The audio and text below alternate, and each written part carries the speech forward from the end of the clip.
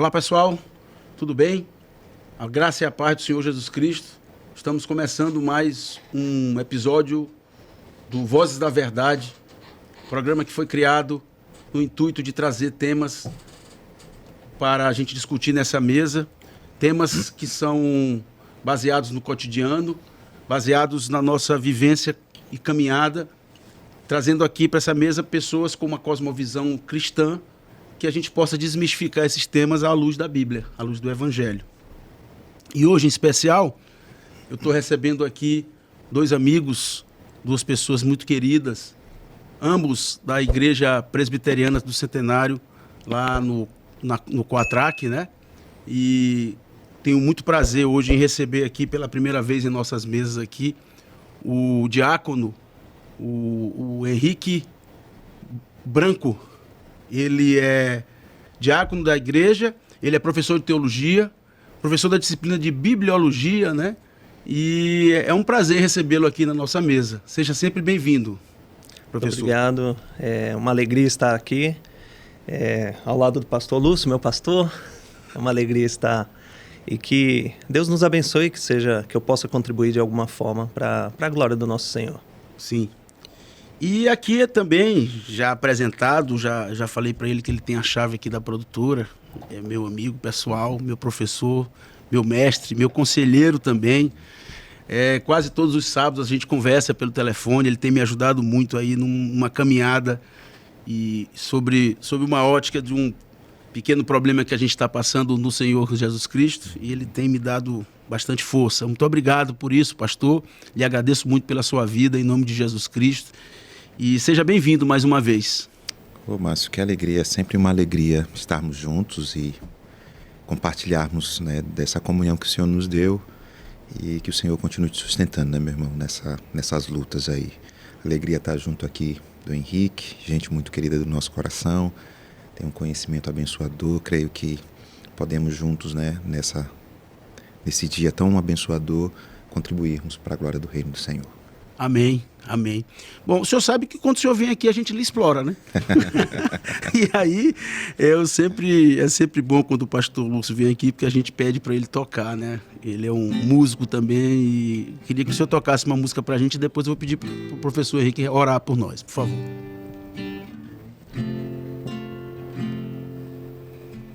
As muitas gerações rendidas em louvor, cantando ao Cordeiro uma canção.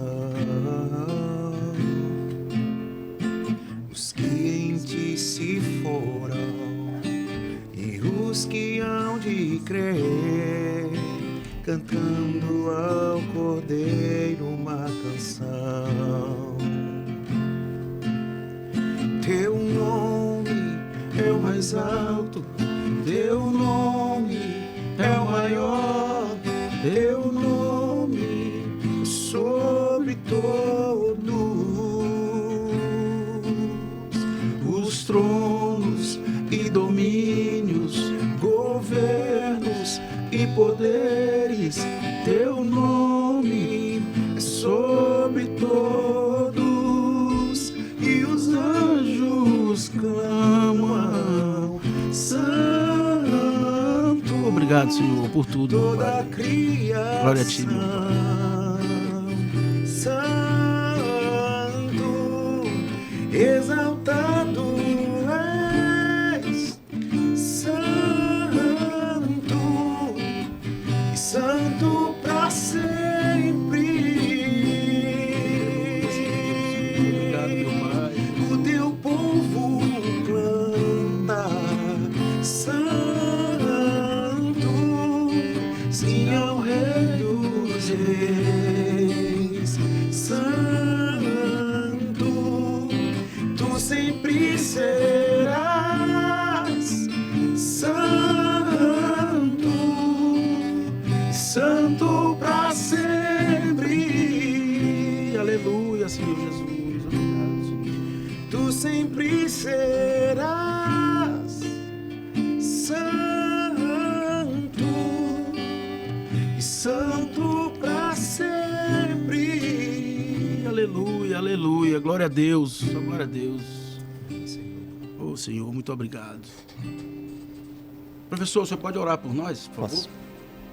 Senhor, nós te exaltamos, te louvamos, ó Deus, que possamos nesse momento conversar sobre a Tua Palavra, que possamos olhar para a Tua Santa Palavra e percebemos que ela que é a fonte da verdade, ela que revela o Senhor, e que possamos, de uma forma ou de outra, contribuir para aqueles que nos ouvem, e que possamos amar a Tua Santa Palavra, confiarmos nela, vivermos por ela. E assim o Senhor nos direcione, que seja um momento abençoador. Em nome de Jesus nós oramos. Amém. Amém.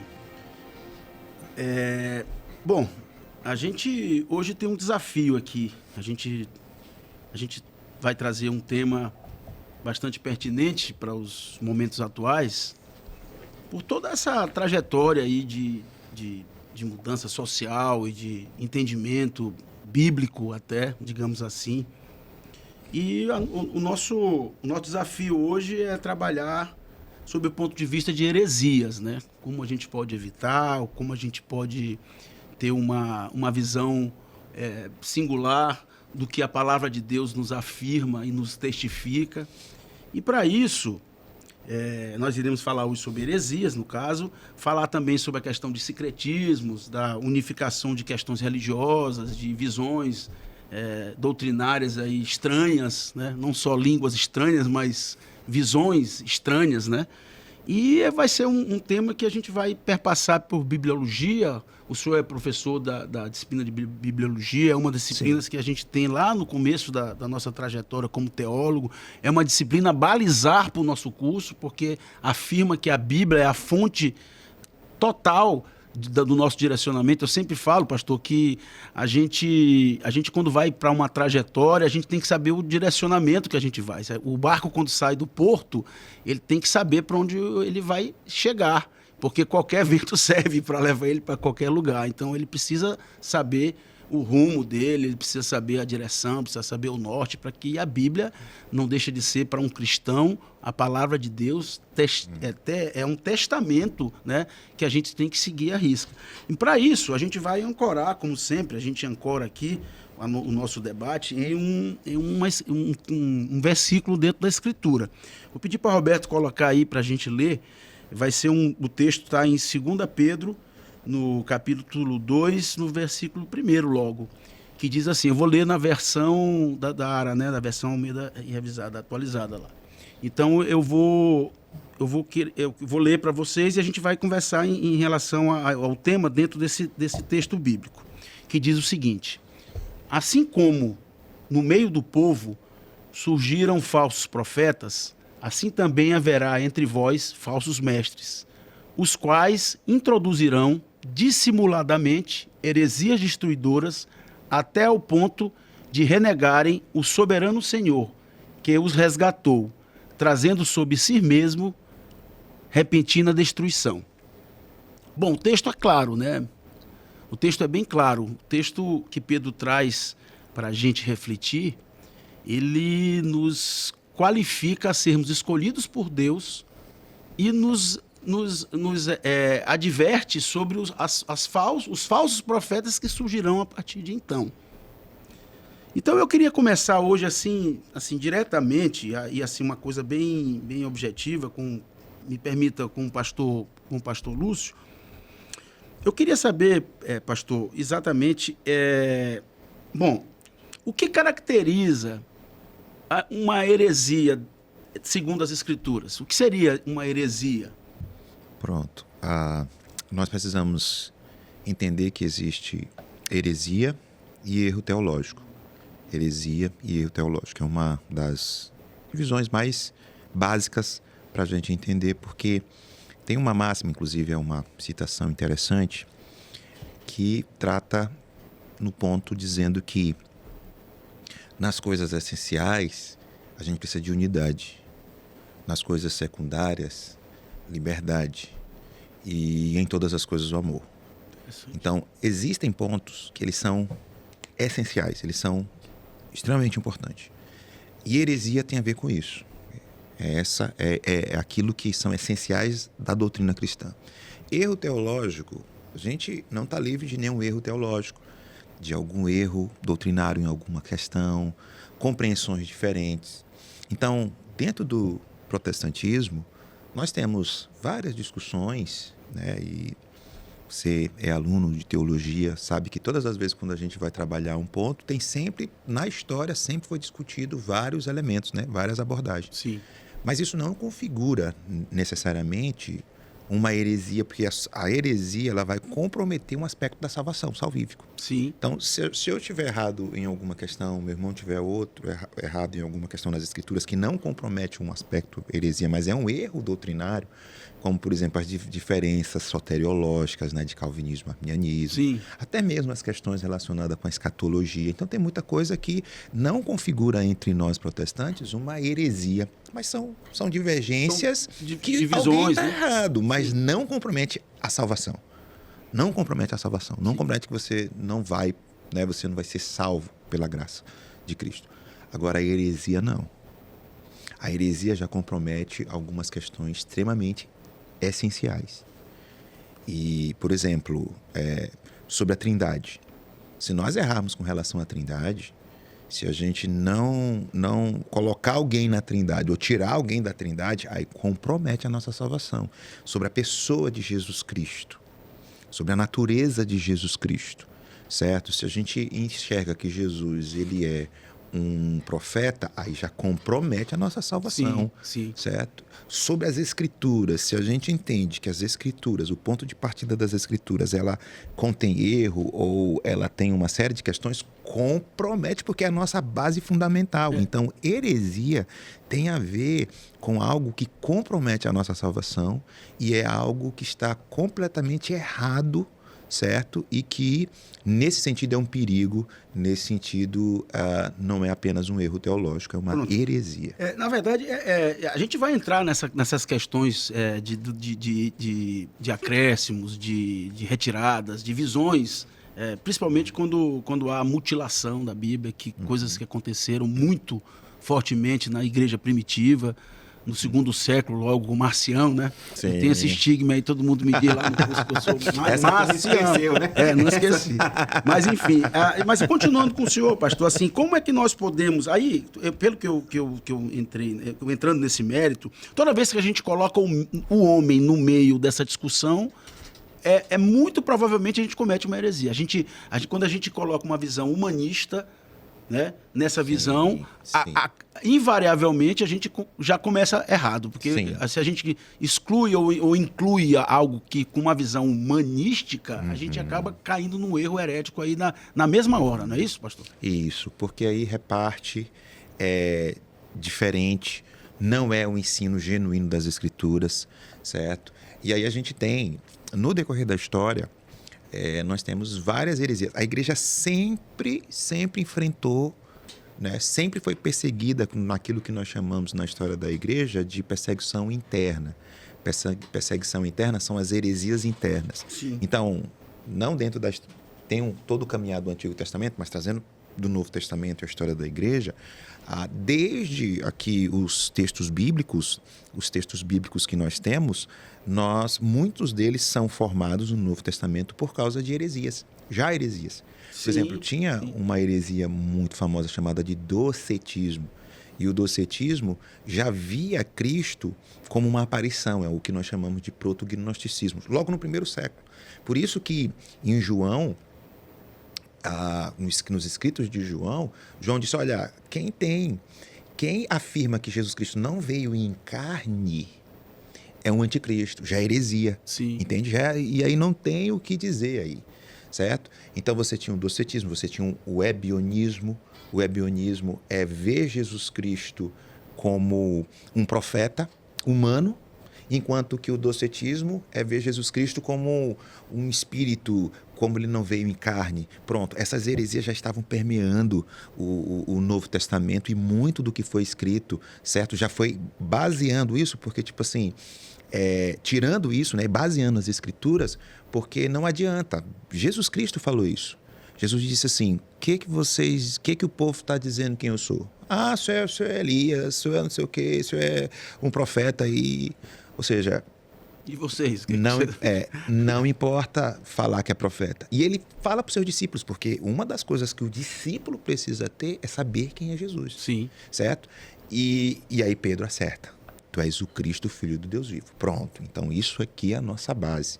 Então, e aí quando a gente desenrola um pouquinho o segundo século, a gente já tem essas heresias, certo? Que já vai comprometer o quê? O gnosticismo. O gnosticismo, né? Ele cria uma forma mais elevada no segundo século e que critica a autoridade das Escrituras. Olha só, já começa a criticar a autoridade das Escrituras. Por quê? Porque entende que Deus se revela, Deus você pode ter um acesso através da sabedoria sem que seja nas Escrituras.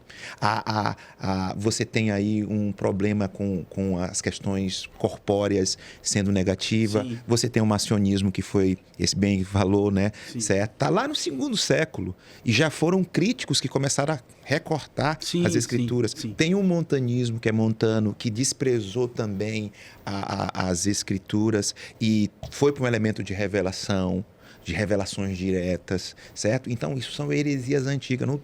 Lá próximo, a gente tem um pelagianismo, que já é um monegismo humano de salvação, certo? Que também foi extremamente prejudicial. No decorrer da história, essas heresias vieram, certo? E mais na frente, temos mais heresias modernas, das quais nós precisamos ter muito cuidado. Muito cuidado. E aí, já passando aqui pro professor, eu gostaria de que o senhor falasse, professor, nesse momento assim, na questão da bibliologia, né?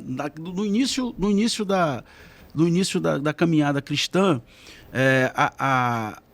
isso também é muito discutido, né? A Bíblia foi escrita depois de um certo tempo depois, né? E a questão da discussão da veracidade da Bíblia, se a Bíblia foi escrita por homens, e isso é um preconceito muito atual até, né? E sobre os acréscimos que a Bíblia ocorreram durante todo esse período até chegar aos dias atuais, isso também é perigoso. E onde a gente está firmado a sola escritura é um dos nossos pontos balizares da reforma protestante, né? Então, se logo no começo dos séculos lá, que o homem, ele mutilou a Bíblia, por exemplo, Marcião, ele tirou o Antigo Testamento, ele desprezou o Antigo Testamento. Ele já começou com Cristo homem, como se Cristo aparecesse do nada, enfim, isso fez com que o entendimento fosse também essa ruptura, tanto que foi condenado todo esse pensamento marciônico, né, digamos assim. O que o senhor pode dizer para a gente os perigos dessa trajetória bíblica aí? Sim. Assim, o que a gente enxerga quando a gente fala das Escrituras é Deus na providência de todas as coisas. Por exemplo, existem discussões do Antigo Testamento, o que é, o que não é, se 1ª e 2ª de Jó faz parte do texto, se Gênesis tem uma fonte só ou se são 4 fontes, né? Tem essa discussão. Mas sempre que olhamos o testemunho da igreja, a igreja sempre percebeu as Escrituras do jeito que ela do jeito que nós temos hoje. E isso é providência de Deus. O que nós temos é o documento mais confiável, sim, que é a palavra de Deus. É um documento que tem só o Novo Testamento, mais de 5.700 cópias.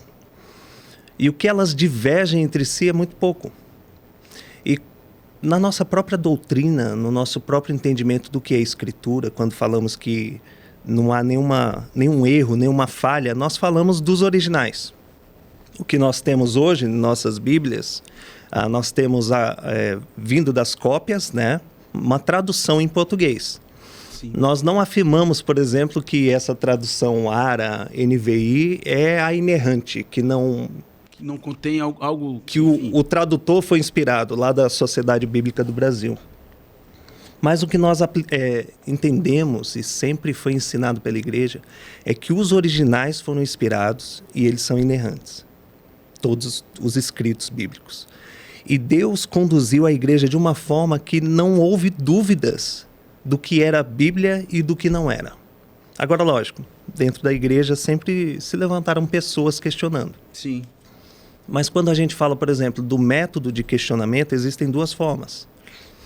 A gente tem a baixa crítica, que é o que nós fazemos, faz parte da teologia saudável, que é reconhecer que há variantes, reconhecer que há manuscritos diferentes, que o texto Receptus é um manuscrito, que o texto de Westcott é outro manuscrito, e que há diferença entre eles, não temos problemas em relação a isso, trabalhamos nesse sentido, mas também há uma discussão que é chamado na teologia de alta crítica, na área da manuscritologia. Essa alta crítica é que fere a teologia saudável, que é justamente o quê? Vamos pegar Gênesis, por exemplo, eu citei, vou pegar aqui. Alguns vão dizer que não é Moisés, não é Josué escrevendo ali o Pentateuco, né? Na verdade o Pentateuco. E eles vão dizer, olha, parece uma colcha de retalhos. Sim. Parece um conjunto de escritos. Porque, veja bem, lá no início de Gênesis, né, Bereshit bara Elohim, chama Deus de Elohim. Logo após, usa um tetragrama. Que é a trindade, né? Elohim se referindo ao Deus Trino. Um plural majestático, né? Triuno, isso. Aí, outras partes do Pentateuco vão tratar Deus como o tetragrama, Yod, He, Vav, He. E aí já vão dizer, não, temos um documento elohista, e esse é o termo utilizado. Temos um documento javista, por conta do Yod, He, Vav, He, se acrescentar vogais, fica Javé, Javá, enfim, Yavé. E aí outros vão dizer, mas tem uma parte do Pentateuco que fala sobre leis. Então essa parte vamos chamar de deuteronomista. Sim. Veja, são grupos diferentes que pensam Deus diferente e que une em prol de um povo. E aí vem uma outra parte, não, essa parte aqui é muito sacerdotal. Então essa parte sacerdotal é um quarto documento. O que nós cremos? Que a Bíblia como um todo é palavra de Deus. E não discutimos. A gente pode até discutir quem é o autor de Hebreus. Sim. Se foi Apolo, se foi Paulo. É uma discussão da baixa crítica, saudável. Podemos discutir variantes. O texto da mulher adúltera, será que é do Evangelho de João? Será que não é? Podemos discutir isso e a teologia sempre discutiu esses Jesus pontos. curou 2 cegos na entrada ou na saída. Um falava, outro não falava. Né? Inclusive descobriram uma outra Jericó, né? Talvez seja na entrada de uma, saída de outra. E sem falar que as cidades tinham entrada e saída, né? Se for na entrada ou na saída, pouco importa, né? O que Jesus curou e vários outros cegos, né? Não foi só 2 cegos, mas enfim. Mas dentro dessa questão, nós temos o quê? Um Deus que criou todas as coisas, um Deus que se revelou ao seu povo, e esse mesmo Deus que preserva as suas escrituras. E o que temos hoje é o cânon reconhecido o tempo todo pela igreja.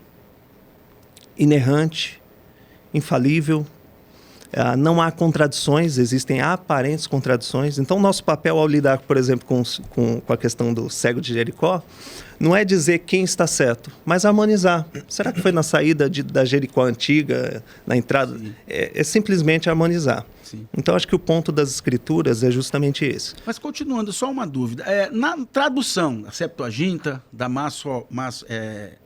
de outras traduções, né? de manuscritos que foram pegos nas línguas originais e foram traduzidos para as línguas da época lá. Houve algum acréscimo? O senhor acredita que houve algum acréscimo ou algum... Porque, veja bem, é um provocativo que eu estou fazendo, tá? Eu acredito que não houve, porque a Bíblia é inspirada e Deus manteve a palavra inerrante, porque Ele é o mentor de tudo e Ele ordenou, até porque a Bíblia foi um dos livros mais perseguidos da história, né? E está aqui com a gente hoje, graças a Deus. Uhum. O senhor acredita que houve algum desvio doutrinário ou algum acréscimo que possa, de alguma forma, estar contribuindo para esse entendimento, vamos dizer assim? Pronto. Mau entendimento, no caso? Quando a gente fala de baixa crítica, que é essa área da manuscritologia, nós temos as variantes textuais, que são variações do texto, mas pequenas coisas. Sim. Alguém colocou uma preposição, o outro não colocou. Alguém colocou um ponto, o outro não colocou. As palavras são sinônimas. Uma frase não foi colocada com 4 palavras, foi com 3.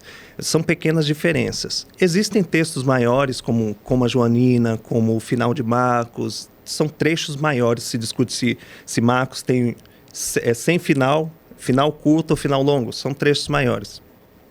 Mas o interessante é que na providência de Deus, nenhuma doutrina é afetada. Pode até tirar como a joanina, pode tirar o final de Marcos, mas ainda assim as doutrinas permanecem. E a isso chamamos de preservação das Escrituras. Sim. Então, por mais que existam variantes textuais, e é o trabalho da manuscritologia ver qual cópia é mais exata. Fiel, né? Mais fiel. Mas ainda assim, apesar das variantes textuais, não mexe em nenhuma doutrina. A igreja nunca entrou em crise por conta dessas variantes. Nunca. Isso porque nós cremos que quem revelou a palavra foi o próprio Deus, é o Senhor que preserva, é o Senhor que fala aos nossos corações. Amém. Amém. Pastor Lúcio, seguindo a nossa discussão aqui, nosso bate-papo, a gente vai entrar numa esfera agora que é a questão do sincretismo religioso nos dias atuais, que perpassa muito disso, né? Da má interpretação, de uma forma, de visões, de cosmovisões diferentes. E aí eu sempre me recordo, nas nossas aulas, que o senhor usa as lentes, né? Para que a gente possa entender, de fato, que é importante a gente até escutar o contraditório para defender o correto. Eu acho que isso que tem que ser discutido aqui. Porque se a gente negar isso, a gente começa errando e vai errar para sempre, né? Então, assim, o que o senhor pode nos falar a respeito do sincretismo baseado na falsa doutrina ou de uma interpretação errada das próprias Escrituras? Ok. Sempre, né? Sempre a gente nesse problema das heresias internas, né? Das heresias internas da vida da igreja, sempre o desafio foi fazer síntese, sempre é unificar, né? Sempre unir as crenças. Sim. Certo? As Escrituras, o próprio Paulo, quando está escrevendo para os Gálatas, ele está tendo ali os judaizantes que já estão querendo fazer, eles estão fazendo uma unificação. Eles estão unindo, não, é lei mais Cristo. Tem que ter lei e Cristo, certo? Paulo diz, não, vocês não podem voltar. Não tem como ser isso aí, você não pode ser Cristo mais alguma coisa. E aí, nesse sentido, todo o tempo foi assim, Cristo mais alguma coisa. O desafio de se misturar. Por exemplo, quando a gente tem aí nesse período pós-iluminismo, depois de tantos avanços, de tantas questões, surgiu o que foi falado aqui, né, muito bem pelo Henrique, certo? O método histórico crítico. Sim, que é eu ia entrar já de método, isso. que é essa linha. Por exemplo, começou no Antigo Testamento, né? A crítica começou lá no Antigo Testamento, certo? Porque só um parênteses, isso trata-se da hermenêutica científica, né? Você ir atrás, a hermenêutica científica, para você que está em casa aí, na verdade, a gente aprofundar o estudo baseado em um contexto, né, bíblico, né, e estruturado exatamente num método de crítica daquele e assim, falando nesse método histórico crítico, é o que há uma das maiores heresias atuais, de acréscimos e de retiradas, né, de alguns contextos, né. O senhor poderia falar um pouco sobre esse método? Pronto. Esse método, por isso que ele é conhecido também como uma hermenêutica racionalista, que no século XIX é recente, né? A gente veio lá de trás, né? Sim. Século II, mas aqui está bem mais recente, século XIX. Já tem vários eventos, já tem uma série de pensamentos. Você já tem um racionalismo, você já tem um empirismo, você tem um iluminismo, você tem um ceticismo, você tem um cientificismo, você tem um deísmo, certo? Que é uma forma de teologia natural, certo? Então você tem todos esses elementos e tem o humanismo, né? Você tem o humanismo. O gnosticismo, né? O gnosticismo que, também tem essa confusão do agnóstico e do gnóstico, né? Sim, isso é uma discussão que também... Sim. A gente já teve o elemento do agnosticismo. E o século XIX já é marcado pelo ateísmo, sim, certo? Sim. Então, o que está acontecendo? Esses teólogos, o que eles fizeram?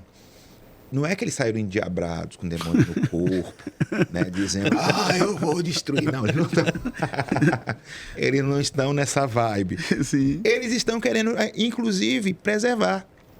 Eles estão querendo, assim, até a intenção deles é dizer assim, olha, vão matar com as escrituras, olha o tanto de coisa que aconteceu. Ah, você está abrindo o jornal e, não, o homem veio de um processo evolutivo. Ah, tal, descobertas. Eles estão dizendo, isso aqui vai ficar como uma fantasia. Vamos agora fazer uma interpretação, tirando milagre, tirando todo esse negócio, porque isso aí tem a ver com mito.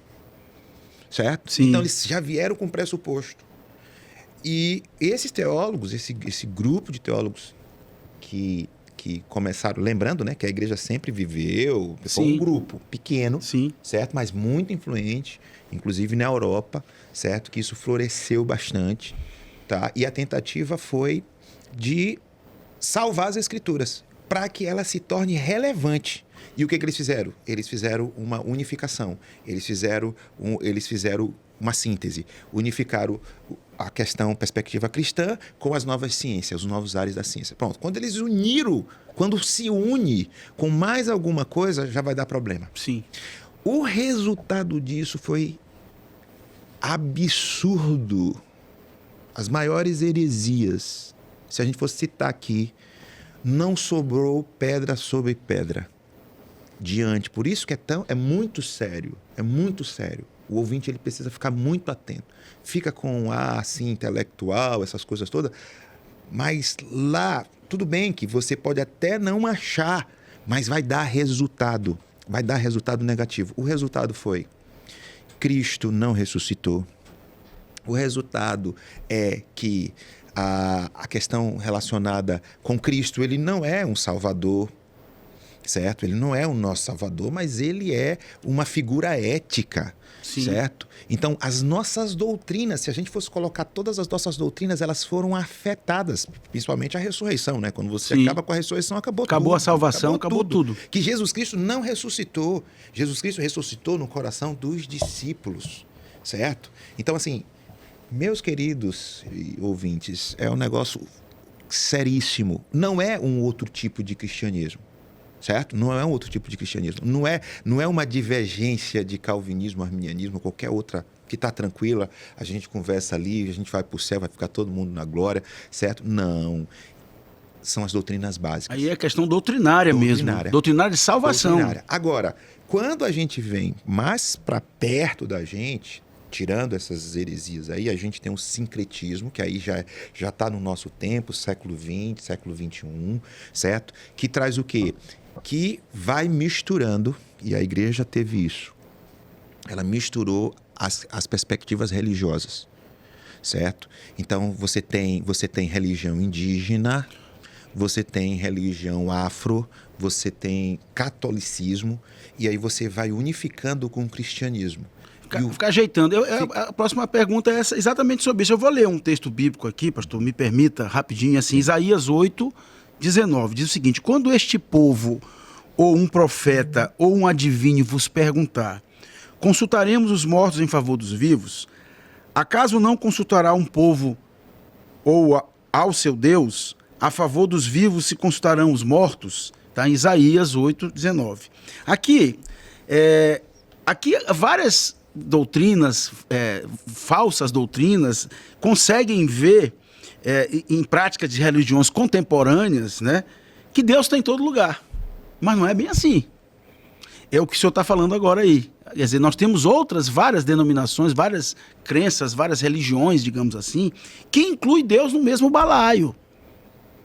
E isso é um erro gravíssimo, porque pode parecer que tudo é amor, mas que, na verdade, eu posso falar isso porque eu sou ortodoxo nessa questão. Eu creio na Bíblia como um instrumento inerrante e suficiente, entendeu? Para gerações, né?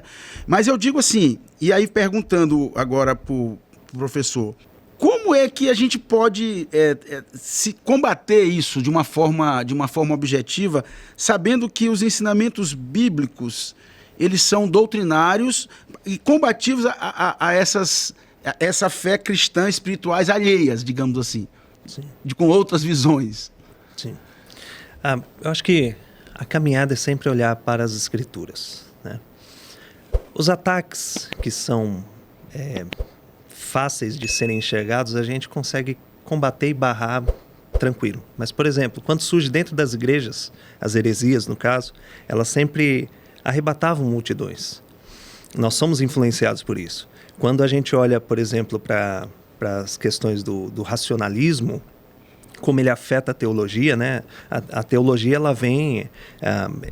era uma ciência estudada nas universidades, né? Você tinha no doutorado medicina, direito e teologia. Teologia era a rainha das ciências. Quando surgem pensamentos e tentam unir aquilo que nós vemos nas Escrituras, ele vai gerar um dano terrível. Então, por exemplo, como o pastor trouxe, questionar as coisas da Bíblia, questionar o que está escrito, por si só é um caminho que vai à destruição. Assim também como qualquer outra religião. Então, por exemplo, se eu me uno a qualquer vertente que enxerga outro Deus, que tem outro Deus como Senhor, que tem outra forma de poder, outra forma de adoração, e tento unir as Escrituras, eu já estou desobedecendo as Escrituras. Eu estou fazendo qualquer outra coisa menos cristianismo, né? O porquê que a gente estava falando ainda há pouco do método histórico crítico, o porquê que ele tinha uma aparência bonita. Porque os pastores saíam da universidade para as igrejas. E eles saíam, com a entrada desse liberalismo teológico, eles saíam formados e com muita coisa para ensinar. Muitos métodos, conheciam as línguas originais, eram eruditos em si. E aí eles afetavam a congregação como um todo porque tentavam unificar tudo em uma só crença, né? E para as Escrituras... Um só Deus, por exemplo. Isso é um erro que acontece hoje muito, né? É um Deus só, né? A visão do mundo nos coloca que é um Deus só, então Sim. Deus é amor, mas não é bem assim, né? Sim, tenta unificar uma crença de um ateu com um cristão. O sistema credal dele é que não há um Deus. Por mais que ele diga, não faço teologia, ele já está fazendo teologia ao dizer que não há um Deus. Então, por exemplo, a gente pega um testemunho de um teólogo muito conhecido, né, que é Abraham Kuyper. Kuyper sai das universidades, vai para uma congregação pastorear. Cheio dessa teologia liberal, conhecedor do método histórico crítico, muito bom, escrevia maravilhosamente bem, seu sermão era excelente, mas ele vai para uma congregação crente em Cristo Jesus. Sim. E essa congregação percebe que ele não cria no Jesus das Escrituras. Essa congregação começa a orar pelo seu pastor. E é interessante o relato que há sobre a vida dele, que ele tem uma conversão teológica. E aí não vou nem discutir conversão em si, como um todo, mas ele muda totalmente a forma do pensamento dele. Ele encontra em Calvino, em Lutero, em Anselmo, sobre a fé verdadeira. Muito além do método, o que é a palavra de Deus. E qualquer debate que a gente entra, se a gente tirar o pressuposto, Deus, Bíblia como palavra de Deus, a gente já perdeu. A gente já quebrou aquilo que é essencial para qualquer discussão teológica. Não há como conjugar essas coisas, não há como. Em nome do amor, que seja, em nome... Aconteceu muito quando a gente estuda... Em nome do racionalismo humano, do humanismo, do pensamento crítico, né? Pronto. Gerhard Meyer, ele escreve um livro que chama assim, A Morte do Método Histórico Crítico.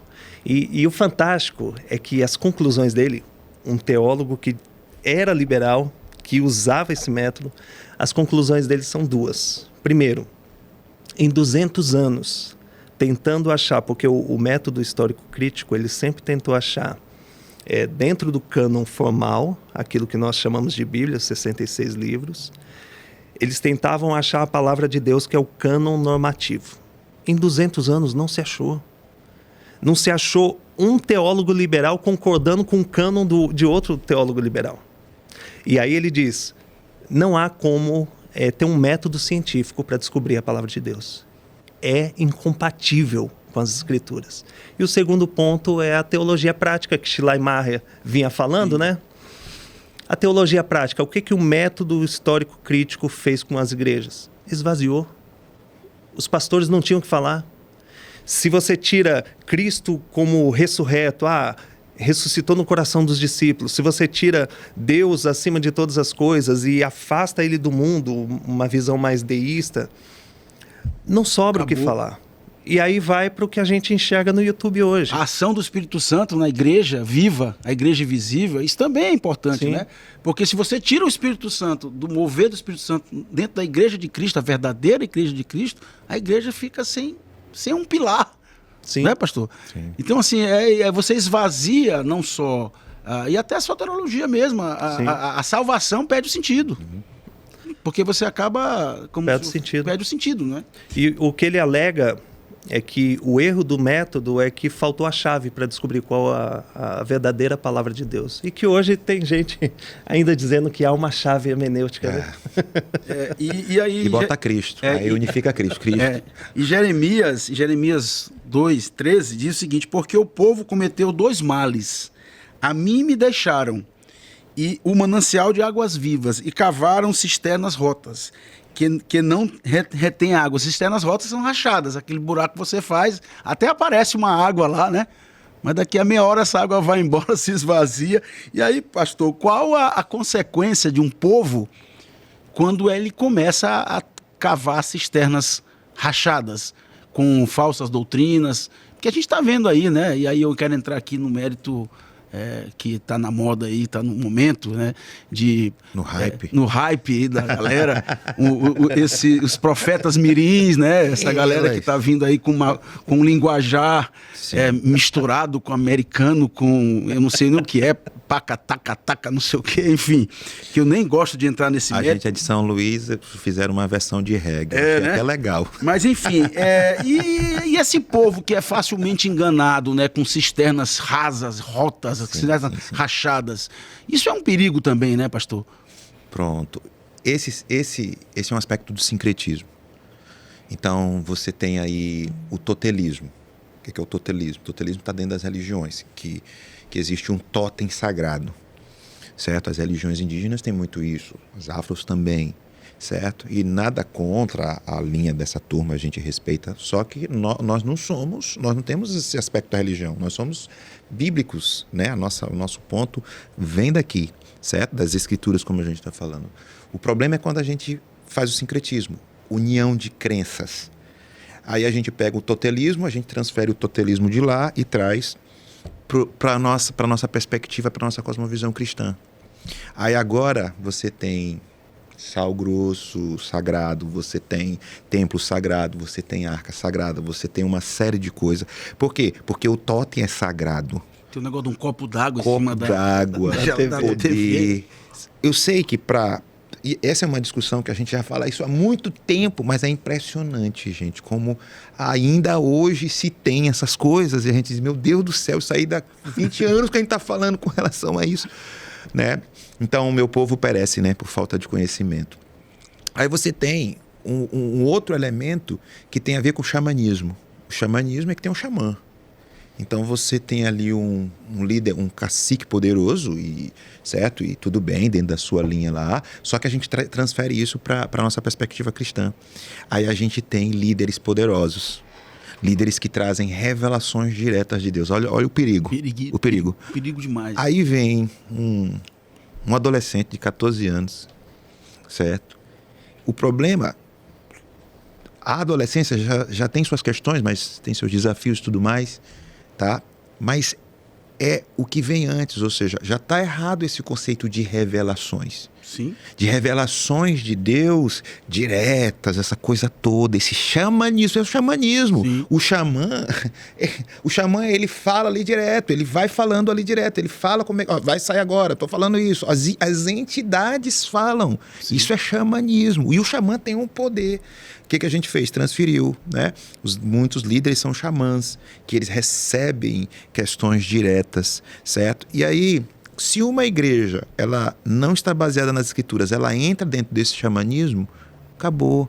Porque aí pode ser um adolescente... Olha, ficou tão absurdo que um adolescente de 14 anos enganando um monte de gente, mais por causa do pressuposto do xamanismo ali, nessa questão de buscar a voz de Deus, da revelação.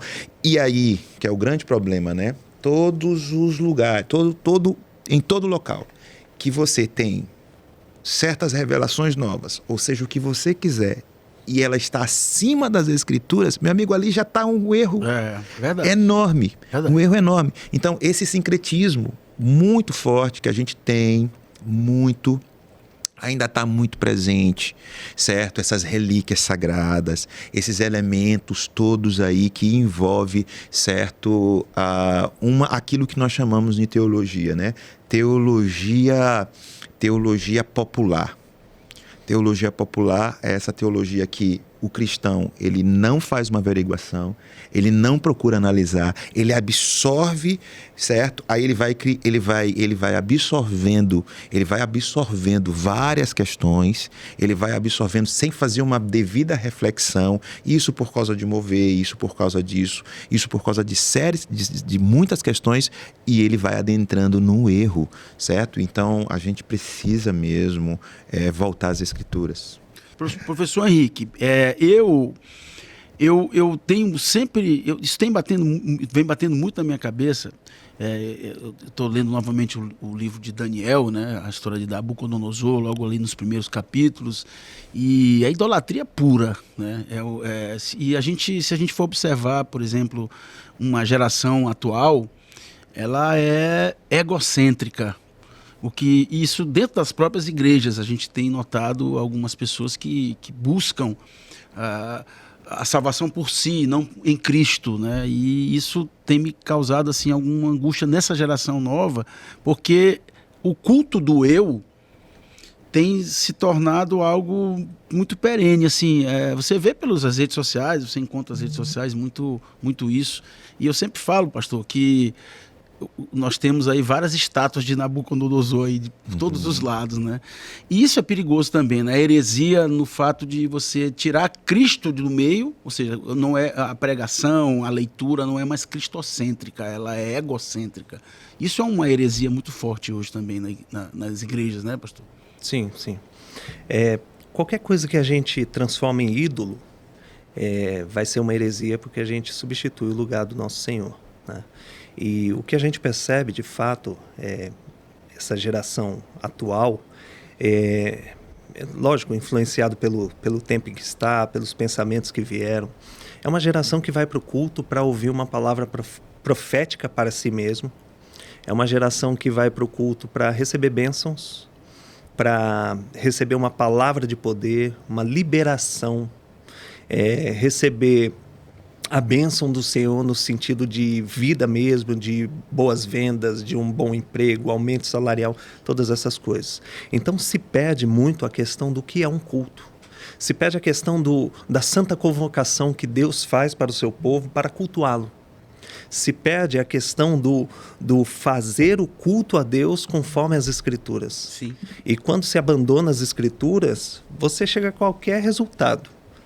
Temos aí um grupo mais místico, e que os cânticos, as canções e a palavra é substituída por cânticos e canções e ficam rindo. A gente enfrentou essas questões, né?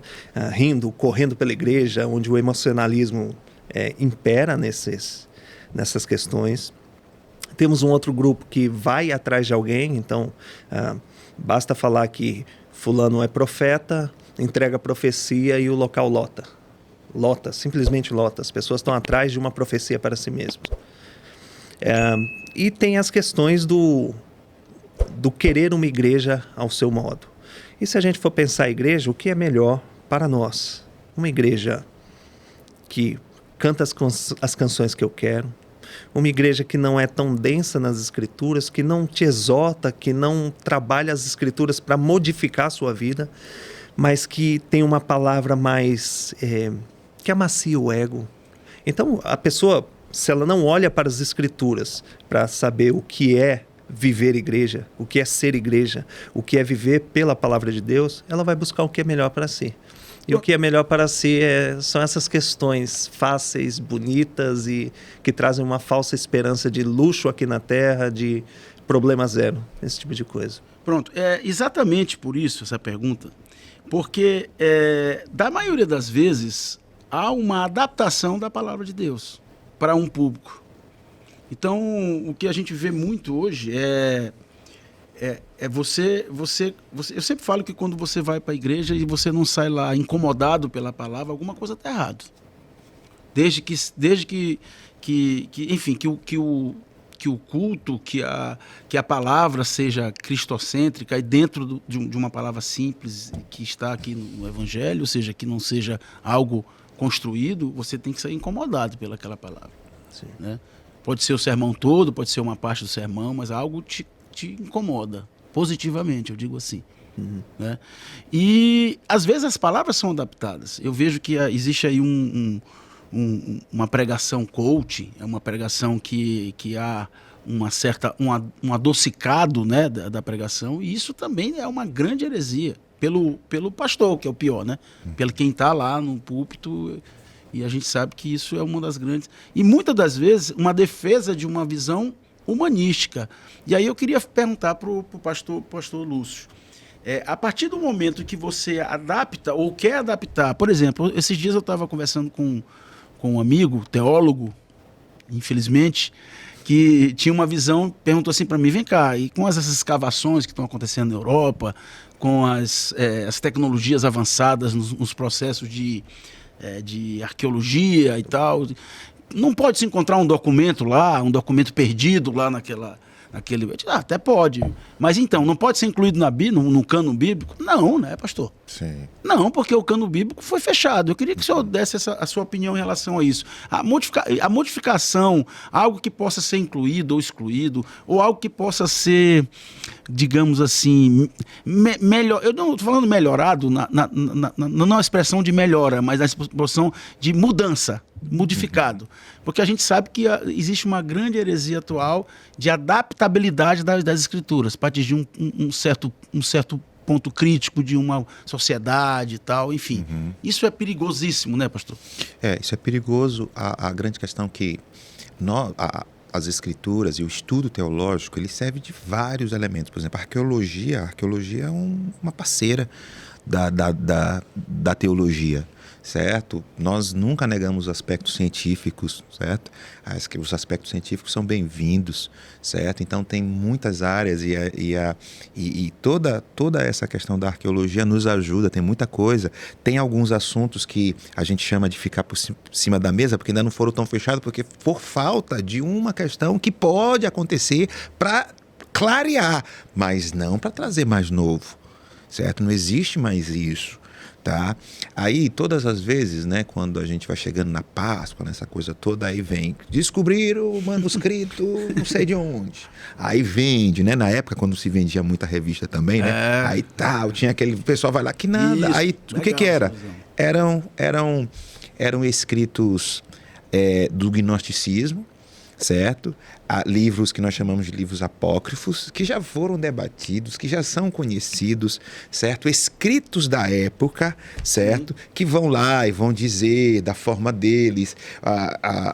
Por isso que a formação do cano, e o Henrique sabe muito bem dessa questão, né? O cuidado, por isso que é tão interessante, né? A bibliologia com relação à questão da formação do cano. E isso, inclusive, tem elementos daquilo que nós chamamos da apologética, né? Porque nosso programa hoje é um programa de apologética cristã, né? Sim. E dentro da apologética cristã, nós temos o evidencialismo, que é você justamente trazer todos esses elementos de como o cano foi criado, como é que foi o cano do Antigo Testamento, como é que foi o cano do Novo Testamento. A gente tem evidências e isso traz um elemento de muita consistência para o apoio das Escrituras. Então, assim, não existe hoje, Márcio, nada que possa se dizer vai mudar. Isso é sensacionalismo, isso é tentativa, mas são heresias antigas, são dos escritos antigos, são trabalhos que já foram... por exemplo, tem um escrito gnóstico, certo? Que Judas, tá? Foi que é o escrito deles, né? Porque o gnóstico, para alguns dos gnósticos lá do século II, Judas foi o cara principal. Ou seja, que Jesus foi o cara mais amigo de Judas, os discípulos ficaram contra Judas, certo? E inventaram a história, olha só. Outro dia eu li uma aberração, diz que Jesus que traiu Judas, não foi Judas que traiu Jesus. Pois é, vai aparecendo. Só que são escritos, tipo, de pessoas da época e de pensadores da época que querem fazer um choque, querem criticar, querem colocar certas doutrinas extremamente perigosas na boca de Jesus Cristo. Por isso que tem uma coisa chamada de pseudônimo, né? Que são escritos de pseudonome, de nomes falsos, justamente para ver se isso entrava. E foi muito importante, inclusive no quarto século, e toda a preservação. Nós cremos na inspiração, na inerrância das Escrituras, mas nós cremos uma doutrina maravilhosa, que o Henrique também falou aqui, preservação das Escrituras. O nosso Deus preservou diante de tantos ataques e hoje continua sendo atacada. Todo esse secretismo que a gente está vivendo continua sendo atacada, mas o nosso Deus continua preservando. Glória ao nome dele, porque a palavra é dele. Amém. Eu vou fazer uma pergunta para o professor Henrique, mas já caminhando aí mais ou menos para o final, que eu gostaria... Bom, essa pergunta é algo que realmente é a questão da completude da Bíblia. Deus revelou ao homem, através da sua santa palavra, aquilo que era necessário para um plano redentivo, para um plano de salvação. Então, eu sempre falo que a Bíblia, de capa a capa, ela nos direciona a Cristo, não é? E graças a Deus ele deixou isso aqui pra gente. Imagina se a gente não tivesse esse roteiro na mão. Nós estávamos perdidos, quer dizer, nós estamos perdidos sem Cristo, sem a salvação. Mas esse roteiro é maravilhoso, mas nem tudo a gente sabe, nem tudo foi revelado. Em Deuteronômio, eu peguei aqui para ler, diz o seguinte, em Deuteronômio 29, diz o seguinte, as coisas encobertas pertencem ao Senhor, nosso Deus, porém as reveladas nos pertencem, a nós e aos nossos filhos, para sempre, para que cumpramos todas as palavras desta lei. Isso aqui é maravilhoso, porque não só nos garante que nós, previamente, através da salvação e através do amor de Deus com a sua criação, dos escolhidos, dos eleitos, assim eu acredito, será cumprida o que está nessa lei aqui. Mas nem tudo a gente sabe, né, professor? Sobre esse plano de nem tudo sabemos, isso também é uma controvérsia, né, usada por heresia, né?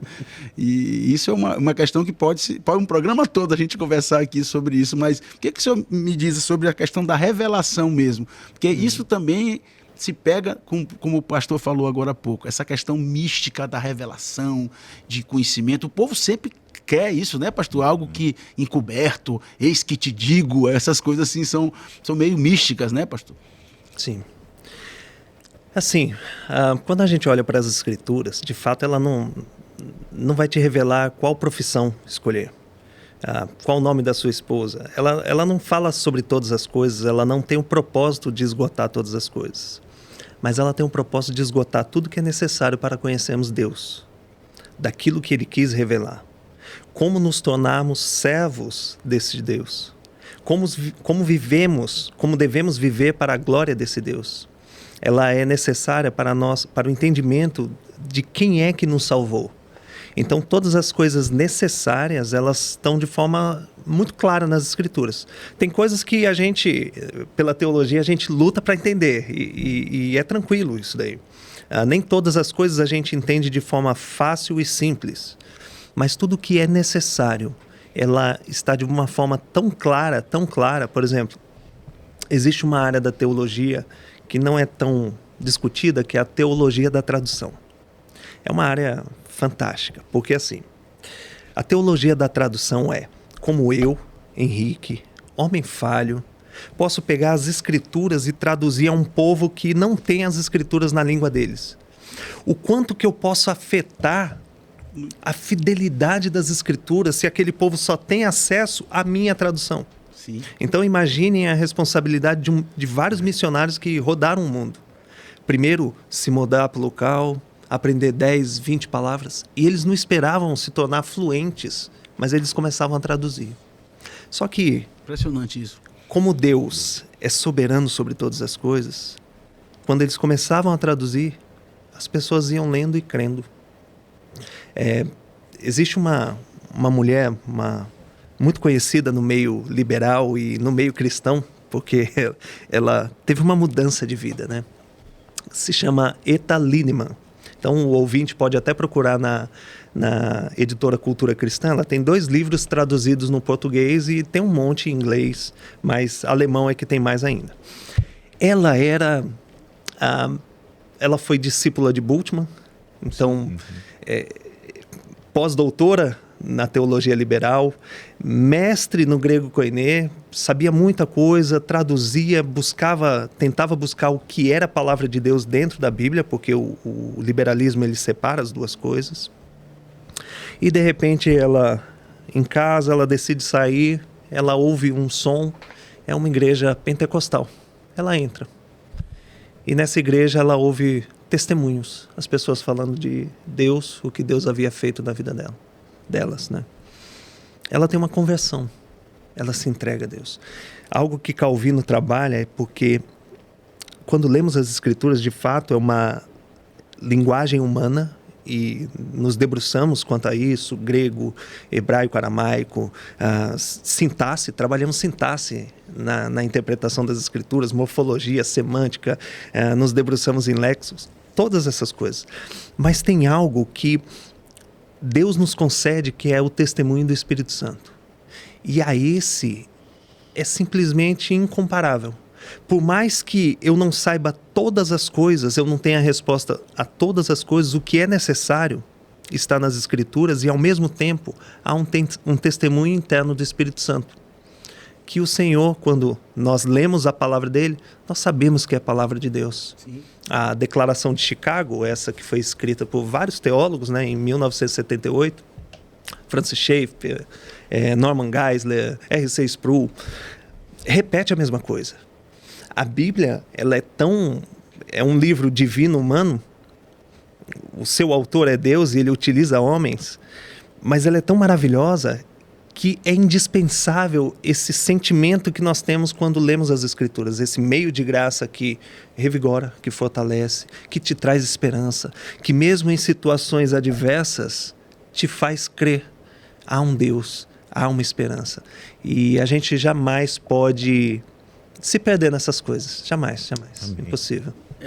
Amém. E mais do que nunca, a gente tem hoje acesso a várias formas, né, de leitura, de aprofundamento, não só a internet, mas livros, obras, né, Bíblias comentadas, Bíblia de estudo, sérias, que a gente tem como testificar e não só trazer a pureza da palavra de Deus, ou seja, a veracidade, a inerrância, algo que a gente tem que testificar todos os dias, né, pastor? Acho que é nosso papel enquanto teólogo, enquanto missionário, enquanto líder da nossa congregação, a gente tem que pregar o verdadeiro evangelho e não deixar que essas heresias elas sejam introduzidas de qualquer que seja a forma, né? Isso me deixa bastante agoniado quando eu escuto alguma coisa que fere meus ouvidos. Eu procuro de antemão me posicionar. Mas enfim, nós estávamos comentando aqui no começo do programa sobre, vou trazer o menino de volta, não vou trazer o menino de volta não, mas assim, como o povo é influenciado não só por menino, né, mas como qualquer coisa, né? E eu vou ler aqui em Efésios 4, no versículo no versículo 14, diz o seguinte: para que não mais sejamos como meninos, agitados de um lado para o outro, né? E levados ao redor por todo o vento de doutrina, pela artimanha dos homens, pela astúcia com que induzem ao erro. Gente, se Jesus Cristo olhasse assim, quer dizer, Jesus Cristo ele está olhando tudo, né? Ele é onipotente, onipresente, onisciente, mas assim, se perguntarem para Jesus assim, e eu quero que chegamos à hora do programa e que o Roberto vai fazer. E se fosse ele, né? O que Jesus falaria pra gente, né? Que ele já falou aqui, tá aqui em Efésios, ele já disse muito bem dito aqui, mas o que Jesus, quando olhasse esse povo pobre de espírito, sendo levado por qualquer vento de doutrina, né, pastor? O que Jesus falaria pra gente? Eu queria ser... corrigido assim, uma palmada eu queria pegar, porque eu vou dizer. Jesus já dizia assim, meus discípulos, é difícil, né? É difícil, né? Porque a gente, e assim, por que pra gente complica mais ainda? Porque, poxa, nós estamos 2000 anos, nós já vimos tantos avanços, tantas discussões, nós vimos os erros lá do passado, nós observamos os erros dos nossos irmãos, dos discípulos de Jesus aí, errando bem aí, certo? Na Bíblia mesmo, né? Sim, certo? Claro. Falhando Tá ali, aqui. tá aí, certo? A gente vê tanto isso, mas é impressionante como muitos de nós continuamos, certo? Numa questão rasa, numa questão superficial, não precisa descer fogo, né? Não precisa descer anjo, certo? O apóstolo Paulo diz assim, se vier um anjo aqui, está falando um outro evangelho, vocês não pode ser o anjo mais bonito que for, pode ser o cara, mas não precisa, não aparece nada disso, é coisa bem pequenininha, certo? Coisa assim que você olha, assim, se você tiver um pouquinho de noção, você diz assim, mas isso aí... Não, esse rapaz não tá certo. Então, falta muita coisa pra gente, assim. E quando a gente tá fazendo essa crítica, a gente tá fazendo do lado de dentro. Sim, claro. Né? A gente tá aqui do lado de dentro, nós não estamos do lado de fora, né? Nós estamos... E assim, tem hora que eu, no meu ver, até pouco tempo, eu digo, parece que o pessoal tá crescendo, está desenvolvendo, né? Eu acho que o pessoal está saindo desses espiritualismos, dessa espiritualidade da magia, mágica, certo? Indo para essas questões. Não, o pessoal está buscando mais as escrituras. Poxa, olha o tanto de materiais que a gente pode estudar, olha o tanto de recursos que a gente tem, certo? Aí nos parece que a coisa está caminhando, aí de repente vem um cidadão, não sei de onde aí, cidadão, que ele foi para ele foi muito sem Sebrae, não tem? Sim. Cara, certo? Sim. Aí o cidadão, cara, arrastou multidão. Aí eu fui ver o cara que eu não conhecia. Quando o cara passou 5 minutos falando, eu já tava assim, né? De tanta coisa complicada. Então, eu acho que a gente precisa... Jesus ia fazer talvez a mesma coisa, dizer assim, meus filhos, é discípulo mesmo, né? Mas ele vai nos levar. Aí tem outro caso também, professor Henrique, sobre... Tem uma moda aí dos legendários, não sei se o senhor já ouviu falar, que é aquela conversão miojo, né? Que o cara precisa de uma experiência, rapidinho ele se... Tá? Eu acredito também que o poder do resgate do Senhor, ele é maravilhoso. Pode ser através de qualquer jeito. Sim. Mas não aquilo que é, vamos dizer assim, que é produzido por homens. Alguma experiência, algo que você tem que passar tantos dias e tal. Tem um livro do Paulo Coelho, que eu até li sobre isso, né? Que é um livro que ele tem uma experiência de um caminho, o caminho de Santiago que ele faz, e que ele olha lá no meio um cachorro, deve ter tomado alguma coisa lá, um chá de cogumelo, alguma coisa assim, e ele olhava... Será que ele estava com Raul Seixas? Teve uma revelação e tudo, mas assim, lá, deixando um pouco de lado essa questão doutrinária dele lá e trazendo para a nossa realidade, o povo, ele é meio místico ao ponto de querer algo material, não é? Assim, que é uma essência da própria natureza, como o pastor falou, em relação à questão do xamã, dos pajés, né? Mas assim, é aquela conversão miojo. Em 3 minutos eu vou ter essa experiência e volto de lá outro homem, né? E a gente sabe que não é isso, a experiência do caminho, a experiência de santificação é algo que você constrói no dia a dia, né? O velho homem morreu, mas ele ainda está, os resquícios do pecado ainda está na humanidade, né? Então isso também é complicado, né? Essas crenças, esses métodos revolucionários de santificação é algo que também tem que ser, é uma heresia pura, né, pastor? É bem complicado. Na verdade, sempre que acontece essas novidades, né? Sim. Teve aí negócio do dente de ouro, né? Dente de ouro, pó de ouro e tantas questões. Manto sagrado. Né? Paletó. Teve um no Rio de Janeiro, tinha um paletó, né? Que Eu mandava assim, todo mundo ia pro chão, mas enfim. Até as coisas boas são transformadas em uma falsa espiritualidade. Por exemplo, a parte de ações sociais. Existe um grupo da teologia da missão integral que transforma isso no evangelho. Maior do que o evangelho.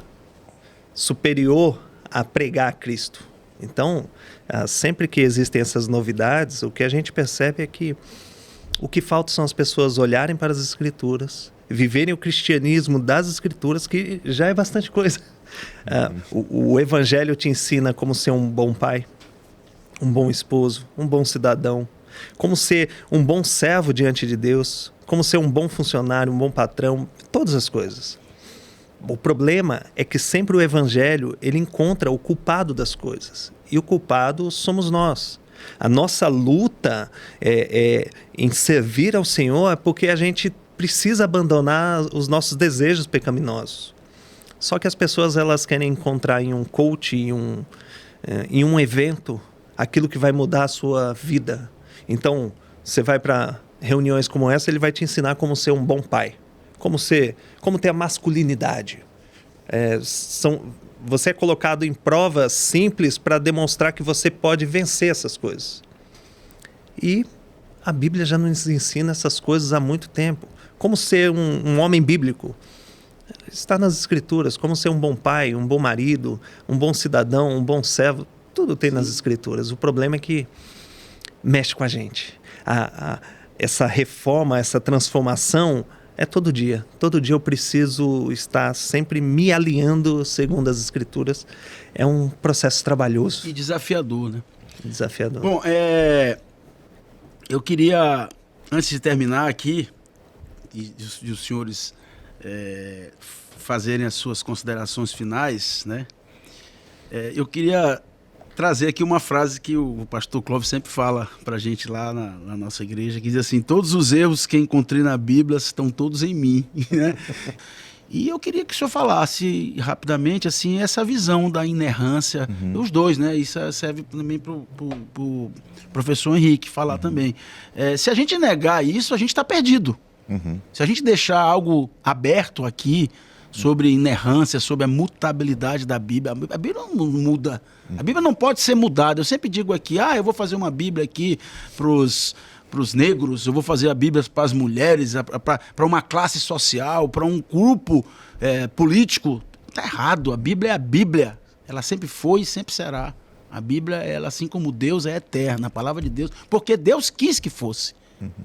O próprio Deus, o mentor, o Criador, quis que fosse. Eu queria que o senhor falasse isso, pastor. É algo que, para mim, será redentor sobre o ponto de vista doutrinário. A gente não pode ter esse risco de querer abrir essa discussão para alguma coisa humana entrar nessa escritura aqui, né, pastor? Não tem como, né? O Henrique, lá na frente, quando perguntou, né, uma questão sobre essa questão, e ele explicou bem sobre baixa crítica e alta crítica, certo? E com relação à baixa crítica, tranquilo, né? Já explicou muito bem. Agora, quando você traz elementos, certo, que comprometem conteúdos, e aí a grande questão é, uma primeira defesa que a gente tem, né, que os membros também podem ficar bem tranquilos com isso. A igreja precisa também ficar bem tranquila com isso. Por exemplo, os membros talvez não tenham acesso a essas questões. O pastor precisa ter, liderança precisa ter. O membro também pode ter esse acesso, certo? Mas é um acesso um pouco mais restrito, né? Mas esses argumentos que estão do lado de lá, todos são refutados. Não é uma fé cega. Entende? Não é uma fé tipo assim, nós cremos, aí a pessoa bota o argumento e você diz, ai meu Deus, mas eu continuo crendo. Não é isso. Tem argumento contrário, tem pesquisa. Uma das coisas que esses liberais do século XIX fizeram, que eu acho que é positivo, é porque abriram mais espaço para apologética, para a própria discussão. Para a própria discussão e defender do mesmo nível, nível mais profundo. Certo?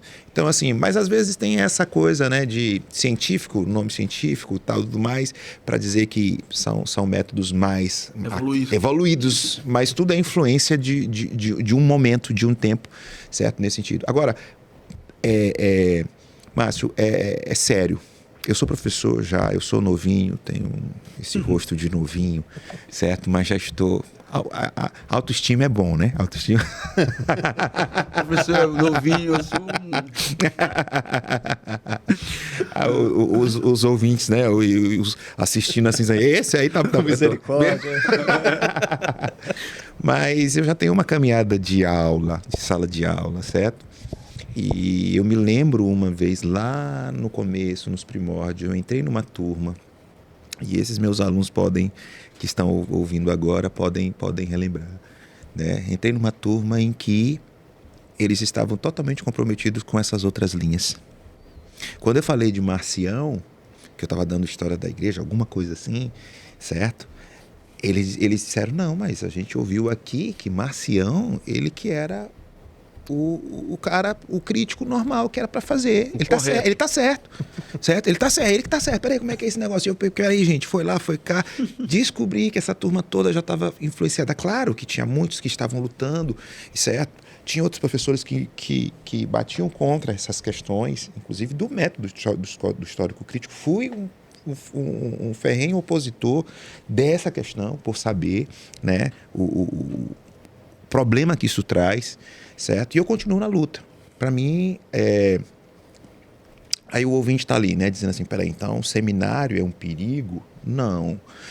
Seminário, o único perigo de seminário, e aqui Henrique, certo, que pode falar, tem a ver com histórico crítico, ao meu ver. Tem a ver com professores que vão dar aula de apologética e fazem o contrário. Professores que vão dar aula de exegese e defendem o histórico crítico. Sim. Professores que vão dar aula de teologia contemporânea e absolutizam o iluminismo e a neo-ortodoxia e os liberais como sendo os bambambãs aí da questão. Pronto, isso afeta. Por isso que nos seminários, na maioria deles, é passado, certo, um crivo com relação a professores que não se entram. Esse método histórico crítico, ele é o queridinho do MEC. E a coisa é complicada, porque eu já tive debates, inclusive debates antigos, essa não foi a primeira vez, né? Mas eu debati uma vez com uma pastora luterana e um outro metodista, e a gente estava conversando sobre a questão, uma discussão também, né? Um tempo atrás. Só que depois a pastora disse assim, quando eu disse, mas o texto diz isso com relação às mulheres. Sim. Certo? O texto diz isso para permanecerem caladas aqui, tem isso, aquilo outro. Ela disse assim, mas isso aqui para mim não é inspirado. Entende? Aquilo que o Henrique falou. Dentro desse grupo, eles não reconstruíram nada, não tem nada que seja assim, isso aqui é verdade de Deus, porque um vem e desfaz. E aí qual é o grande problema? E esses meus alunos, né, e dentre eles alguns falaram assim, pastor, a gente estava num nível que as escrituras estavam se submetendo a gente. Então, a partir do momento que você muda essa perspectiva que a gente está falando aqui, as escrituras passam a ser sua serva. Aí, meu irmão, é ladeira abaixo pro problema. Com certeza. Então, é sem volta. Inegociável. Fique membro da igreja, servo do Senhor Jesus. Fique tranquilo, em paz. Esse Deus que preservou é esse Deus que tem a sua palavra. A palavra de Deus, ela é inerrante. E tudo aquilo que tem para alimentar a gente, tudo aquilo que tem para trabalhar no seu coração, para edificar, exortar, não vem do pastor Lúcio, não vem do Márcio, não vem do Henrique, vem da palavra de Deus. Amém. E o que eu preciso me fazer como um pastor é procurar ao máximo partir do pressuposto de que ela é a palavra de Deus, que é suficiente, ser fiel a ela para passar para a igreja. Amém. Esse é o nosso caminho. Quer acrescentar alguma coisa, professor Henrique, sobre esse ponto de vista? Mas assim, eu só vou dar um depoimento aqui antes.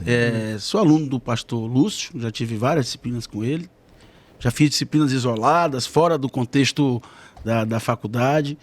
E assim, a minha constatação aqui no caso é que o pastor, ele sempre dá as visões. Ele tem uma expressão dos óculos, né, das lentes, né? E aí ele diz assim, olha, eu vou tirar essa lente aqui e vou botar essa lente aqui. E aí ele ensina sob o olhar didático daquela lente que ele momentaneamente está usando, mesmo contrária àquilo que ele acredita pela sua crença. Às vezes ele nem diz qual é a crença, mas a gente sabe. A gente sabe.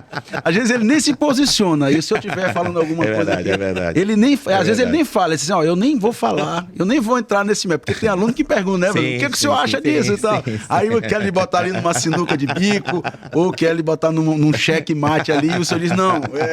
Mas a gente que está com o ouvido treinado, a gente sabe, não, essa linha aqui, principalmente escatologia, por exemplo, a milenista, não sei o que e tal, e eles, vou botar esta lente aqui, isso é emblemático. E eu sempre digo, a palavra de Deus, ela tem a resposta.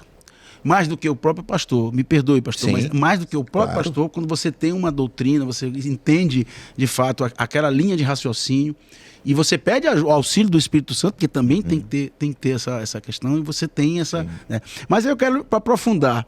A letra mata ou a letra salva? Porque também tem isso, né? No primeiro período assim de teologia, vem umas perguntas assim, né? Tem. Assim, o estudo das Escrituras, ele é maravilhoso. Eu acho que... Eu sou formado em Direito, né? Advoguei por um tempo. Cursei a faculdade com filho pequeno, era uma luta para ir. Quando eu fiz teologia, parece que a cada aula eu saía mais crente. Sim. Mas reconhecendo mais quem é Deus. O estudo bíblico, ele é maravilhoso. Mas como o pastor Lúcio colocou, a gente precisa conhecer também um pouco quem está nos ensinando. Porque a questão das lentes, né? Se eu te ensinar, eu posso te ensinar com qualquer viés. Eu posso já desacreditar no método gramático histórico, ensinando o método histórico crítico como se fosse algo bom. Sutilmente. Eu vou pegar frases boas de Schleiermacher, eu vou pegar a neo-ortodoxia de Calbart, que tem coisa boa. O comentário dele de Romanos tem muita coisa boa, dogmática. E aí eu vou focar nessas coisas. Mas quando a gente entra num seminário de cristãos mesmo, e o problema da ciência da religião é só esse, é a perspectiva que é ensinada. Quando estudamos as Escrituras, precisamos estudar com pessoas que são cristãs, que creem naquilo, que já têm esse pressuposto, para que o estudo seja proveitoso. E quando a gente começa a estudar e começa a perceber coisas desse tipo, a gente começa a chegar numa conclusão que nossos irmãos lá do interior, do mais longe que seja, têm. Que a Bíblia que ele tem lá é a palavra de Deus. Depois de tanto estudo, tanta dedicação, eu gosto muito dessa área de manuscritologia. Depois de estudar, de me dedicar, de ler autores, leio-os de lá também, né, para conhecer, né? Leio-os de cá. Sim. Ao final, o que nós temos, quer seja ARA, NVI, NVT, é a palavra de Deus preservada. É a doutrina fiel às Escrituras. Apesar de falarmos que os originais são inspirados, como as confissões reformadas traziam, o que nós temos, nós podemos chamar de palavra de Deus, apesar de ser traduzido no português, quer seja um português mais antigo ou mais atualizado. O que nós temos é tão bom que nós podemos reproduzir. Palavra de Deus, a inerrância, que nós devemos pegar as nossas Bíblias e nos debruçarmos nela, sabe? Ter um apreço àquilo que estamos lendo, separar momento para ouvir Deus. No momento do culto, onde a palavra é pregada, saber que é voz do nosso Senhor falando, Deus falando através da sua palavra, e nos debruçarmos, de fato, com o coração inclinado a isso. Vez ou outra, os nossos pensamentos surgem, porque a gente tem essas questões e vem lá do pecado, a gente quer, por algum momento, colocar tudo na peneira do racionalismo. Vez ou outra, a gente vai questionar, perguntar. Mas a ação do Espírito Santo na vida do cristão é que faz com que ele tenha esse apreço às Escrituras. Nós cremos em Deus, o Deus que falou conosco, mas é o Deus que a Bíblia nos revela. Não existe outro Deus fora das Escrituras. Não é à toa que as confissões, elas começam pela Bíblia Sagrada. Sim. Apresenta teontologia que talvez, né, a gente pense, Não, tem ontologia sobre o ser de Deus, deveria ser primeiro. Mas não, nós cremos no Deus que a Escritura revela. A gente não pode fugir disso. Se a gente fugir, vai entrar num gnosticismo, um conhecimento necessário para se aproximar. Sim. Se a gente fugir disso, a gente vai para um ebionismo, um arianismo, ou qualquer outra coisa, um sincretismo. O que temos é a palavra do Senhor, ela é perfeita em si, e ela nos mostra quem é Deus e nos mostra como vivemos para a glória de Deus. Fora disso, qualquer professor que ensine, por mais erudito que seja, é descartável. Qualquer pastor que ensine contrário às Escrituras é descartável. Tanto é que esse movimento liberal, eles nos tratam como fundamentalistas. Tem um livro que nos trata como infantis, exegetas infantis. Não somos. Estudamos, nos dedicamos, mas tem algo muito maior do que eu poderia, com as minhas ferramentas intelectuais, trazer, que é o testemunho do Espírito Santo que o nosso irmãozinho lá do interior tem. Sim. E ele diz, essa é a palavra de Deus. Ele não sabe nem que é grego, hebraico. Ele lê no idioma dele e ainda se atrapalha um pouco. Sim. Mas o testemunho do Espírito Santo faz com que ele creia que é a Bíblia, que é dela que o Senhor fala, através dela. Amém. Amém. Amém. Amém. Muito bom. Então a letra salva, não mata. Chegamos a essa conclusão. Bom, antes de passar a palavra final, não digo que é a palavra final, porque vocês vão voltar aqui, vocês estão intimados a voltar aqui. Eu queria deixar aqui uns agradecimentos especiais. Eu queria agradecer agora ao meu professor também, pastor Ricardo, lá da Igreja Presbiteriana. Acabamos aí a disciplina, né, de hebraico bíblico. Né, estamos salvos, graças a Deus. Sobrevivemos ao hebraico. Tudo quebrado. Escrevendo ao contrário, mas... escrevendo ao contrário. O primeiro desafio é ver do do lado contrário. Decifrando cada símbolo, transformando em palavras sem vogal. É a dificuldade. Mas, enfim, é uma bênção. O professor Ricardo é um homem abençoado, conhecedor das línguas, né? Conhece muito de grego, enfim, de todas as línguas que ele estuda muito bem. Eu tenho muita gratidão pelo pastor, pela paciência que ele tem conosco também. Queria mandar um abraço também aqui para a irmã Sandra, esposa do pastor Morita. Estou com saudade da senhora, irmã. A senhora é uma pessoa que tem um coração muito bom, uma pregação muito bonita. E queria mandar um abraço tanto para o pastor Morita quanto para a irmã Sandra, que cuidam muito bem da Bá, que é a mãezinha do pastor Morita. Fiquem na fé, na paz de Cristo, e esse é o caminho. E por fim eu queria mandar um abraço para o meu filho Pedro Vitor. Está passando aí por um momento difícil, mas que Deus está cuidando de tudo. Espero que Deus esteja contigo todos os momentos. Eu te amo muito, filho, e que brevemente estarei aí junto contigo e a gente vai estar lendo a palavra de Deus aqui para Amém. A glória e honra do nosso Senhor. Bom, Amém. E agora eu queria que o irmão Henrique falasse as suas considerações finais, e depois o pastor Lúcio vai também falar e depois ele vai orar para a gente, tá, pastor? Amém. Vamos seguir. Irmão, seja sempre bem-vindo. Muito obrigado. Foi muito bom beber do conhecimento e vou lhe convidar para a gente estar aqui. Nelson também, vou convidar Nelson, presbítero. Fazer Nelson. Nelson. Para ti é Nelson. Nelson, presbítero. Nelson, porque eu conheci Nelson com... Goleiro, né? Com 8 anos de idade, 7 anos de idade, eu era goleirão, né? Goleiro. Mas ele continua sendo Nelson, né? Nelson. Turma do fundão. Cresceu um pouco, né? A gente fez um curso lá na igreja, a gente ficava lá atrás. Foi lá no centenário, eles fizeram lá, eles se encontraram, as duas lendas. O pastor dizia assim, pessoal do fundão aí. Seja bem-vindo, professor Henrique, seja bem-vindo. Muito bom a sua presença aqui. Queria agradecer a Deus pela sua vida. Agradeço a oportunidade, é sempre um prazer falar das Escrituras, né? E queria deixar, por último, a mensagem àqueles que nos ouvem, né? E que leia a palavra de Deus, busque nela a esperança verdadeira, busque nela sobre o Deus verdadeiro e se dedique nessa caminhada. Nenhum outro livro, nenhum outro método, nenhuma outra crença traz a verdade que as Escrituras traz. E ela transforma as nossas vidas. E que Deus abençoe a todos os ouvintes. Amém. Amém. Amém. Pastor Lúcio. A alegria, né? Sempre uma alegria mesmo. O Márcio é gente querida do nosso coração, um amigo precioso que o Senhor nos deu. E é sempre uma forma como ele conduz, a gente já fica à vontade, né? Acho que o Henrique já percebeu quando a gente ficou aqui conversando. Então, deixa a coisa muito, muito bem tranquila e que Deus continue te usando, Amém. meu irmão. Amém. Esse projeto tão abençoador que tem a ver com a Vozes da Verdade, né? E também a alegria estar junto aqui com o Henrique, a gente junto aqui trabalhando sobre essa questão. Graças a Deus, Deus tem nos dado lá na nossa igreja, né, muitos irmãos preciosos, muitos copastores, sim, certo? Que estão comigo ali. A gente tem o Henrique, tem o Nelson, tem o Flávio, o pastor Ricardo, que é pastor auxiliar, certo? E bons pregadores que estão lá comigo.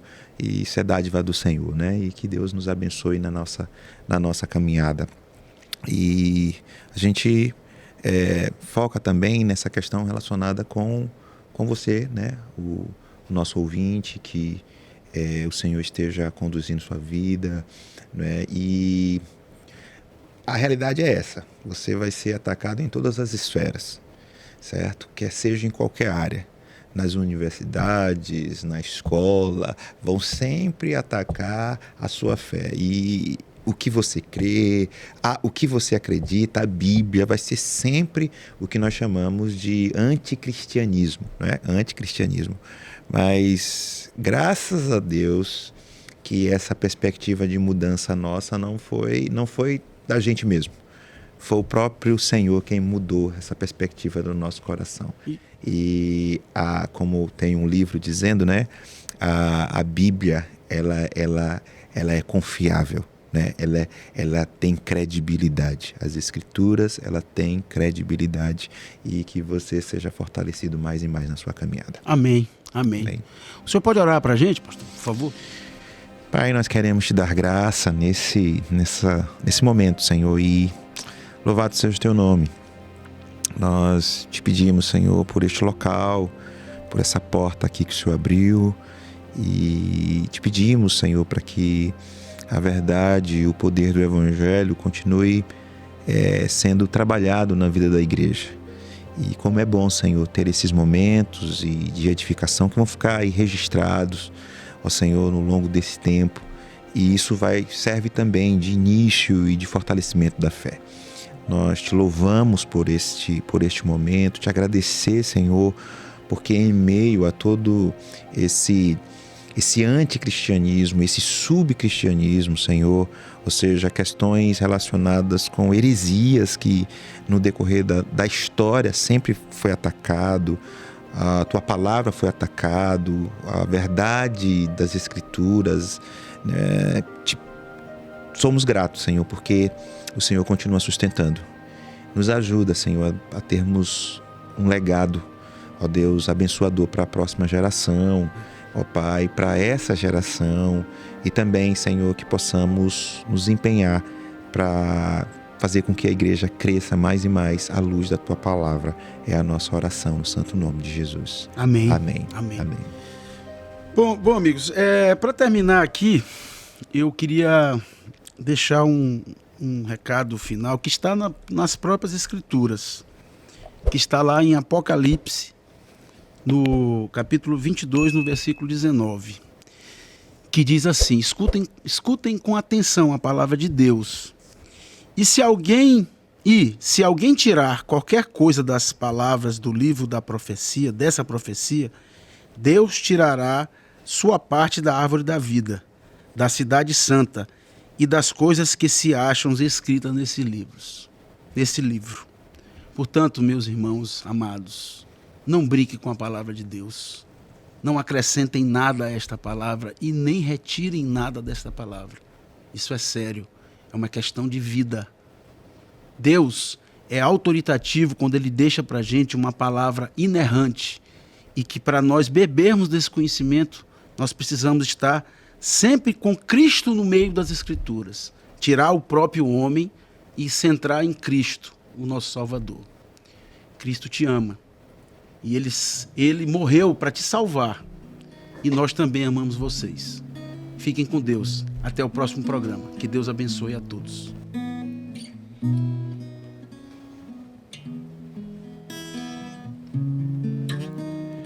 Tu és soberano sobre a terra, sobre os céus, tu és Senhor absoluto.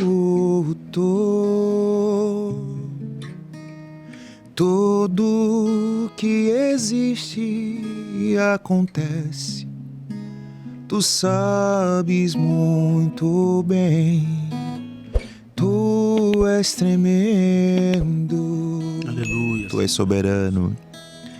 Tu és soberano sobre a terra, sobre os céus, tu és Senhor absoluto. Obrigado, Senhor Jesus. Tudo que existe e acontece, tu sabes muito bem. Tu és tremendo. E apesar dessa glória que tens, tu te importas comigo também. E este amor tão grande eleva-me, amar-me a ti. Tu és tremendo. Aleluia. E apesar dessa glória que tens, tu te importas comigo também. E esse amor tão grande eleva-me, amarra-me a ti. Tu és tremendo.